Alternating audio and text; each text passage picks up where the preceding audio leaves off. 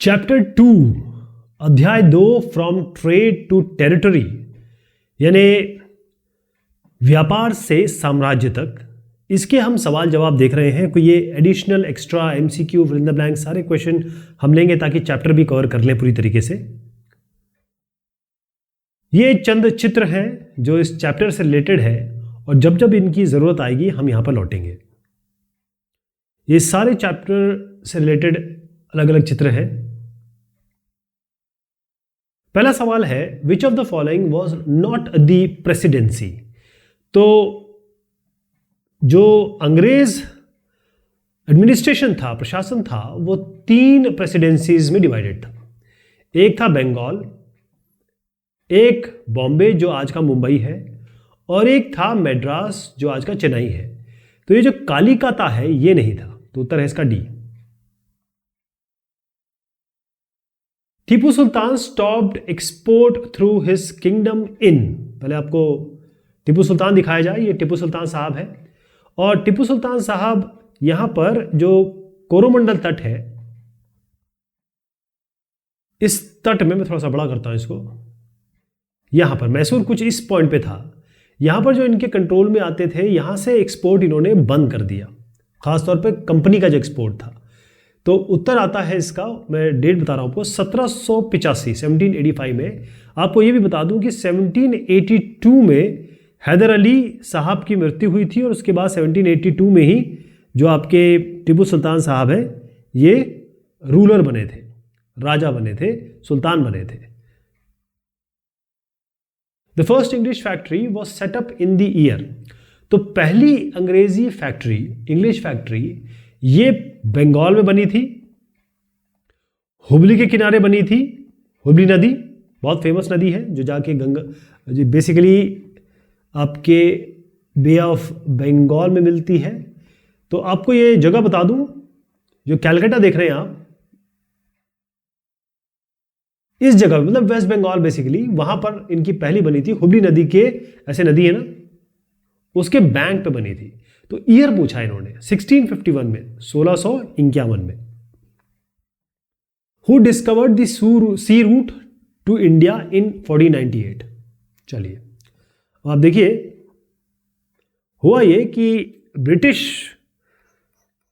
ये जो है क्वीन एलिजाबेथ, इन्होंने कहा, या इन्होंने एक चार्टर के तहत जो ईस्ट इंडिया कंपनी है उसको कहा कि जो ईस्ट भाग है, इसीलिए उसका नाम ईस्ट इंडिया कंपनी पड़ा, ये जो ईस्ट भाग है यूके का, यहां पर आप सारा ट्रेड कर लीजिए और आपके मुकाबले कोई और भी कंपनी नहीं आएगी, यानी आप खुद ट्रेड कर सकते हैं, केवल आप। लेकिन दिक्कत ये थी कि ये ब्रिटिश की बात थी, ये तो क्वीन एलिजाबेथ कहाँ की थी, यूके, इंग्लैंड, ब्रिटेन, यहाँ की थी। बाकी का क्या, जो पोर्चुगीज थे, जो डच थे, डेनिश थे, फ्रेंच थे, उनका क्या, वो तो यहाँ इनके नहीं थे। तो उन्होंने तो अपना यहाँ आना जाना शुरू किया। तो सबसे पहले, इससे पहले कि जो ब्रिटिश लोग यहाँ से केप ऑफ गुड होते हुए अपने इधर पे आए, इससे पहले ही इस जगह पे जो मैं दिखा रहा हूँ गोवा, वहाँ पर ऑलरेडी वास्को डी गामा आ चुके थे। यानी पोर्चुगीज, पुर्तगाली पहले ही आके गोवा को अपना ठिकाना बना चुके थे।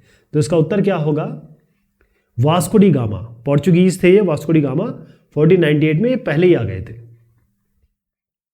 और सबसे बड़ी बात है, इन्होंने जो सी रूट डिस्कवर किया, यानी जो पता किया, वही बाकी जितने भी यूरोपियंस आए उनके लिए वो रूट बन गया। Robert Clive committed suicide in the year. पहले मैं रॉबर्ट क्लाइव का आपको चेहरा दिखा देता हूं। अब देखिए, ये है रॉबर्ट क्लाइव साहब, 1725 से लेकर 1774 तक रहे। इसमें हुआ ये कि ये काफ़ी स्ट्रॉन्ग आदमी थे। इनके ऊपर एक वहाँ पर बैक होम इनके ऊपर केस चला। अलग बात है कि इनके ऊपर जो केस चला वो था आप करप्शन का, भ्रष्टाचार का। फिर ये एक्विट हो गए, यानी उससे ये बरी हो गए। लेकिन फिर भी इन्होंने क्या किया, 1774 में सुसाइड किया, यानी कि आत्महत्या कर ली। और आपको मैं बताऊं, इतने स्टर्लिंग ऐसे करके बनाते हैं इसको, कुछ स्टर्लिंग 400000, मतलब इससे ऊपर, जैसे एक नंबर है, प्रिसाइज नंबर किताब में दे रखा है, मैं आपसे बता रहा हूँ कि 4 लाख से ऊपर ये स्टर्लिंग लेके अपने साथ गए थे। तो इतना पैसा कहाँ से आया, क्या आया, इसके कारण इन पे बैक होम जब ये वापस लौटे तो इन पे बाकायदा एक केस चला। 1774 में इन्होंने अपने आप को मतलब मौत के हवाले कर दिया। तो third battle of Panipat was fought in the year. पहली चीज़ बताऊँ, ये पानीपत इधर पे है, तकरीबन अपने दिल्ली से 80 से 90 किलोमीटर दूर है पानीपत, अभी आज के हरियाणा में है ये। और यहाँ पर जो लड़ाई हुई थी वो हुई थी, बहुत फेमस बैटल है ये, हुई थी अफगान्स, अहमद शाह अब्दाली और साथ में एलाइड फोर्सेस भी थी, मतलब इनके कुछ साथी थे, और हुई थी मराठास के बीच में। बात ये हुई थी कि जो मराठा थे वो बहुत स्ट्रांग हो गए थे, बहुत ज़्यादा स्ट्रांग हो गए थे, और ये जो मराठास हैं ये बहुत आगे बढ़ रहे थे और कई जगह इन्होंने अपना आधिपत्य स्थापित किया। ये आगे से यहाँ से लेकर, तो आप देखिए ये इस पुणे से लेकर यहाँ तक पहुँच गए थे, पानीपत तक पहुँच गए थे। तो इससे क्या हुआ कि कई लोग खुश नहीं थे, तो उन्होंने इनका साथ दिया अहमद शाह अब्दाली का, अहमद शाह दुर्रानी। और ये जो लड़ाई हुई थी बहुत बड़ी फेमस लड़ाई है, 1761 में हुई थी। और फिर ये जो मराठास हैं इनकी हार हुई थी, और फिर उसके बाद इनका जो सपना था दिल्ली पे राज करने का वो एक तरीके से शैटर हो गया, धूल धूसरित हो गया। Rani Chennamma was the ruler of, अब पहले रानी चेन्नम्मा का चेहरा देख लीजिए। ये 2 लोग हैं जो एक साथ नाम इनका लिया जाता है। रानी चेन्नम्मा ये हो गई, आप ये देख रहे हैं। इसके जब इनको पकड़ लिया गया और ये जेल में ही इनकी मृत्यु हो गई, बस जस्ट उसके बाद ही रायन्ना, ये बेसिकली रायन्ना जो साहब है, ये एक बहुत मतलब मॉडरेट घर से आते थे और ये केवल एक चौकीदार थे। तो ये जो रानी चेन्नम्मा ने शुरू किया था, रायन्ना ने उसको आगे बढ़ाया, और इन्होंने ये जो अंग्रेज़ हैं इनकी मतलब जो कैंप्स हैं उनको डिस्ट्रॉय किया, यानी कि प्रोटेस्ट जारी रखा। क्योंकि इनका जो प्रोटेस्ट था वो किसके खिलाफ था, लॉर्ड डलहौजी ने एक चीज़ शुरू की थी, और वो थी डॉक्ट्रिन ऑफ लैप्स। इसका मतलब विलय नीति, कि भाई ऐसा है जिनका बच्चा नहीं है, जिनका बेटा नहीं है, वो राज हम अपने पास ले लेंगे। इसी तरीके से सतारा, संबलपुर, उदयपुर, नागपुर, झांसी, ये सब ले लिया इन्होंने। लेकिन जब ये कित्तूर आए, कित्तूर भी एक छोटा स्टेट था, और कित्तूर की बात हो रही है, जो मैंने जो भी नाम लिया है, जो भी बात की है, वो कहाँ की बात की है, कित्तूर की। ठीक, तो उत्तर है रानी चेन्नम्मा जो थी वो कहाँ की शासक थी, कित्तूर की। कित्तूर इसका उत्तर है, आज के कर्नाटक में है, ध्यान रखिएगा। Hyder Ali was the ruler of, चलिए भाई साहब हैदर अली को देखते हैं। मैंने आपको टीपू सुल्तान के बारे में बताया था, इनके पिताजी ये है हैदर अली, थोड़ा चेहरा देखना चाहेंगे, ये है हैदर अली। ये दोनों ही बहुत ही ज़बरदस्त स्ट्रॉन्ग रूलर थे, मतलब पावरफुल रूलर थे, ऐसे वैसे शासक नहीं थे। तो जो हैदर अली और टीपू सुल्तान दोनों ही मैसूर राज, जो इनका राज्य था, साम्राज्य था, वो मैसूर था, तो मैसूर है इसका उत्तर। European trading companies were attracted to India due to, क्या था इसमें? अब इसमें बहुत सारे कारण हैं, लेकिन हम जो मेन कारण बताएंगे वो ये है कि हिंदुस्तान में ये जो आए वो आए थे कॉटन के लिए। हमारा कपास बहुत ही बढ़िया है, बहुत ही शानदार। सिल्क के लिए हमारा रेशम, बहुत मांग थी इसकी यूरोप में। और जो स्पाइसेस थे, और स्पाइसेस में क्या क्या आता है, स्पाइसेस में आपका आता है कार्डमम, इसमें आएगा आपका दालचीनी, इसमें आएगा आपका इलायची, कार्डमम इलायची बता दिया मैंने आपको, इसमें आएगा आपका ब्लैक गोल्ड, जिसको हम कहते हैं ब्लैक गोल्ड, वो है पेपर। ठीक, ऐसे तमाम तरह की जो चीज़ें हम जो जानते हैं वो सब बहुत ज़्यादा वहाँ मांग थी इसकी, तो इसके लिए आए थे। तो raw material like cotton, silk and spices, ये चीज़ है, इसका उत्तर सी है। Competition among the companies resulted in, अब ये हुआ जैसे मैंने आपको बताया। चलिए यहाँ देखिए, यहाँ पर क्या हुआ कि यहाँ से ब्रिटिश आने से पहले पोर्चुगीज आ चुके थे। जस्ट ब्रिटिश के बाद यहाँ पर उसकी जस्ट बाद जो डच है, नेदरलैंड्स वाले आ गए। उसके बाद जस्ट फ्रांसीसी आ गए, फ्रेंच आ गए। तो अब ये सब आ गए और सबकी एक ही रिक्वायरमेंट थी, सभी एक ही चीज़ मांगते थे, कॉटन, सिल्क और स्पाइसेस, सबकी एक ही रिक्वायरमेंट थी। तो प्रॉब्लम ये है कि जब ये लोग सब के सब आ गए, तो अगर मान लीजिए केवल इंग्लिश आते, केवल अंग्रेजी आते, तो ये आते यहाँ पर बोलते कि ठीक है, ये जो आप सामान दे रहे हैं ये 50 रुपये में दे दीजिए, हम ले जा रहे हैं। यहाँ के लोग कहते हैं ठीक है जी 50 रुपये में दे देते हैं। फिर यहाँ मान लीजिए फ्रेंच आ गए, फ्रेंच ने कहा ऐसा है हम आपको 70 रुपये दे रहे हैं। अब इंग्लिश जो है 50 रुपये में ले जाके मान लीजिए 200 में बेचते थे यूरोप में, तो 150 रुपये का फायदा होता था। अब फ्रेंच कहते हैं हमको 70 में दे दो, ठीक है। अब मान लीजिए डेनिश आ गए, डेनमार्क वाले भी आए हिंदुस्तान में, फिर आ गए आपके फ्रेंच हो गए, डेनिश हो गए, डच आ गए, पोर्चुगीज आ गए। पोर्चुगीज आए, उन्होंने कहा ठीक है ऐसा है हम 100 रुपये देते हैं आपको। तो उन्होंने कहा ठीक है जी आप 100 रुपये ले लीजिए, चाहे जो भी सामान हम डिसाइड करें। तो अगर मान लीजिए ये 100 रुपये में ले रहे हैं, अंग्रेज जो उसको 50 में ले रहे थे, अब अंग्रेज को भी 100 में लेना पड़ेगा। इसका मतलब इनका जो 150 प्रॉफिट था वो अब कितना हो गया कि 100 में लेके 200 में बेच रहे हैं, तो 150 का प्रॉफिट हो गया 100।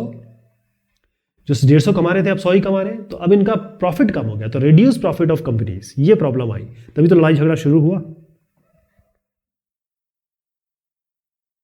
अब हम जो बात करेंगे वो मैच द फॉलोइंग की बात करेंगे, ठीक। तो टीपू सुल्तान को तो सीधा जोड़ दीजिए मैसूर से, जैसे मैंने आपको बताया। रानी चन्नम्मा को आप जोड़ दीजिए कित्तूर, जो जो समझ में आ रहे हैं पहले वो कर लिया करिए। महाराणा रंजीत सिंह, ये पंजाब, नाम से पता लग रहा है। Tipu Sultan was killed in, ये उनकी जो कैपिटल थी सेरिंगापटम, उसको बचाते बचाते ये लड़े थे। इसके बाद आप जानते हैं सिराजुद्दौला क्या हुआ था। सिराजुद्दौला जो है वो प्लासी की जो लड़ाई हुई थी उसमें इनकी हार हुई थी सिराजुद्दौला की। और डलहौजी जो साहब है, जैसे मैंने आपको बताया था ना, जो रानी चन्नम्मा का नाम आया था, तो लॉर्ड डलहौजी ने ये डॉक्ट्रिन ऑफ लैप्स यानी विलय नीति की थी कि ठीक है साहब, अगर आपका बच्चा नहीं है तो हम आपका जो राजकाज है छीन लेंगे या हम अपने क्षेत्र में मिला लेंगे। तो आप देखिएगा ये इसका सही उत्तर है, ठीक, जो मैंने मिलाया वो आपको दिखा रहा हूं। अब हम ट्रू और फॉल्स करेंगे, सही या गलत। The British originally came as traders, बिल्कुल सही है। ब्रिटिश का कोई दिमाग, कोई रोल, कोई इनका आइडिया नहीं था कि भाई हम आके यहाँ पर रूलर बनेंगे, मतलब हम यहाँ पर ब्रिटिश एम्पायर स्थापित करेंगे। बहुत हद तक, बहुत समय तक ये ट्रेडिंग के बारे में सोचते रहे। पहले ट्रेडिंग थे, फिर उसके बाद जब पॉलिटिक्स में आ गए तब भी ये प्रशासन संभालने को तैयार नहीं थे। जब एकदम ऐसी सिचुएशन आ गई तब इन्होंने ये काम शुरू किया। क्लियर है। The battle of Buxar ended in 1764। पहले तो बैटल ऑफ बक्सर बता देता हूं आपको। ये मीर कासिम, पहले चेहरा दिखाऊं आपको, आप देखिएगा ये है मीर कासिम।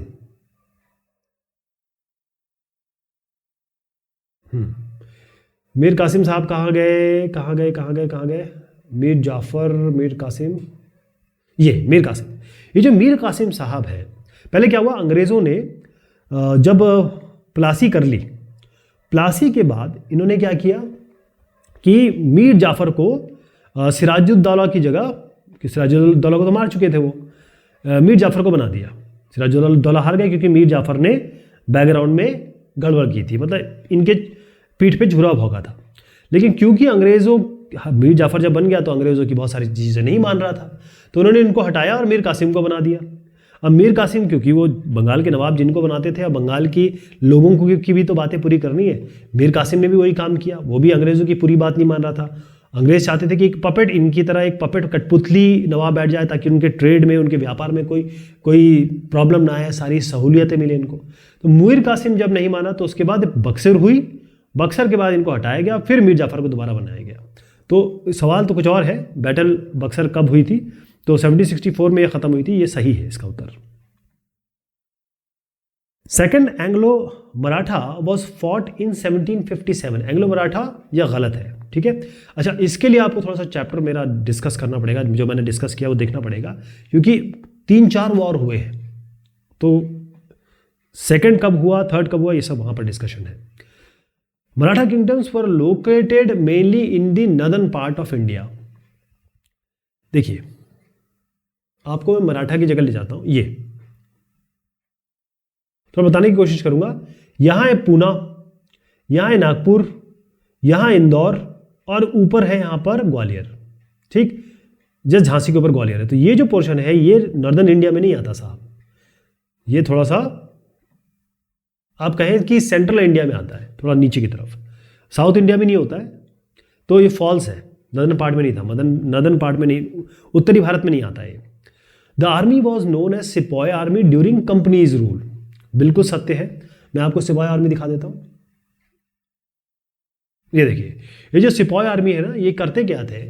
देखिए, मुगल जब लोग थे तो वो घुड़सवारों पे ज़्यादा विश्वास करते थे, क्योंकि उनको जो लोग हैं, पैदल जो सेना है वो तो मिल जाती थी ज़मींदारों वगैरह से। उसके बाद जो मुगल के बाद आए बनारस और ये अवध वाले, इन्होंने क्या किया, जो पीजेंट्स थे, फार्मर्स, उनको रिक्रूट करना शुरू कर दिया, नौकरी देना शुरू कर दिया कि आओ और हमारे सिपाही बन जाओ, या हमारे एक तरीके से फुट सोल्जर बन जाओ। इन फुट सोल्जर की बात ये अंग्रेज़ों ने भी अपनाई, ये जो अंग्रेज़ दिख रहे हैं ना आपको, इन्होंने भी अपनाई। इन्होंने क्या किया, इनको भर्ती किया कि इनको पीजेंट्स और फार्मर को, यानी कि किसानों को, और इनको कहा गया सिपाही, लेकिन वो सिपाही तो बोल नहीं पाते थे, इसलिए उनको कहा गया सिपॉय, क्योंकि वो आर्मी थी, पैदल चलती थी और उनके पास ये सब होते थे, तो इनको कहा गया सिपॉय आर्मी। क्लियर हो गया? ट्रू है ये। फिर इन द ब्लैंक्स करेंगे आप। Indian rulers administrative units were divided into district dash and dash. तो इसमें डिस्ट्रिक्ट, परगनाज और तहसील। तो चैप्टर अगर आप पढ़ेंगे तो आपको ये शायद ना मिले, लेकिन फिर भी परगना और तहसील, ये इसका उत्तर है। The new system of justice was setup in the year.